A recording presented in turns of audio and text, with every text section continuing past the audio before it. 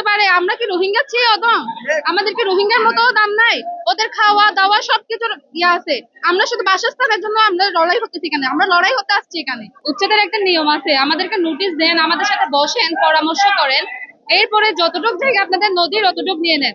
আপনারা যদি কাগজপত্র কিছুই না দেখে পুরো জায়গায় আপনারা উচ্ছেদ করে নিয়ে যান, আমরা এতগুলো মানুষ যাবো কোথায়? আমরা এতগুলো মানুষ থাকবো কোথায়? আপনারা 100 বছরের বসবাসী, ওনারা হচ্ছে যে ম্যাপ না দেখে আমাদেরকে উচ্ছেদ করতে যাচ্ছে, কোনো ম্যাপ দেখতেছে না।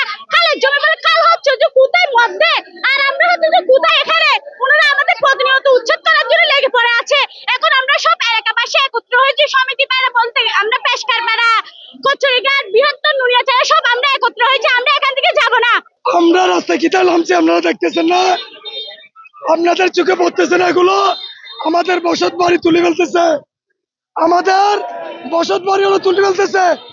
কোনো নোটিশ না দিয়ে, আমাদের সাথে কোনো বৈঠক না করে, আমাদের রেস্টের জায়গা ওরা কিভাবে ভাঙে আপনারা এগুলো বলতে পারেন না? সবাইকে দেখাতে পারেন না?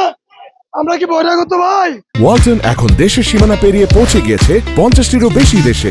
ওয়ালটন, ঘরে ঘরে বিশ্বজুড়ে। বিআইডব্লিউজি এবং কক্সবাজার জেলা প্রশাসন বাকখালী নদীর সীমানায় যারা অবৈধভাবে আছে তাদেরকে উচ্ছেদ করতেছে হাইকোর্টের রায়ের অনুবলে, কিন্তু তারা হাইকোর্টের ওই নির্দেশ অনুযায়ী কাজ করছেন না।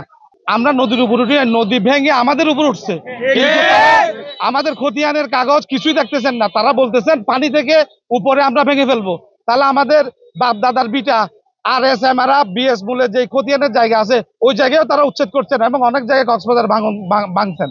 আমরা এর জন্য রাজপথে এসেছি এবং তাদের সাথে আজকে সকালে আমাকে এবং আমার সহযোদ্ধা হারুনকে আমাদেরকে গ্রেফতার করা হয়েছিল। আমি বারবার বলেছি প্রশাসনকে, আগে আপনারা নদীর ডিমার্কেশন করেন, তারপর যদি উচ্ছেদ করতে হয় আমরা শুদ্ধ মিলা আমরা বুঝাইয়া তুজাইয়া ওখান থেকে আমরা ওদেরকে নিয়ে আসবো।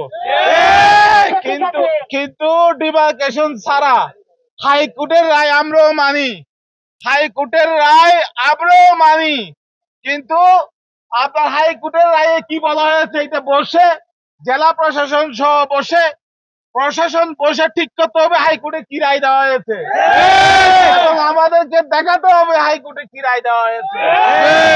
সংগ্রামী বন্ধুগণ, আমি কথা বলেছি ইতিমধ্যেই, সবার উপরেও কথা বলেছি। আজকে বিকালে জেলা প্রশাসকের সাথে আপনাদের প্রতিনিধি গিয়ে বসবে, জেলা প্রশাসকের সাথে। জেলা প্রশাসক ঠিক করবে, ডিমার্কেশন করে দেবে কোথায় নদী গেছে পুরানো RS খতিয়ান মতে, ওই অনুযায়ী তারা ব্যবস্থা নেবে।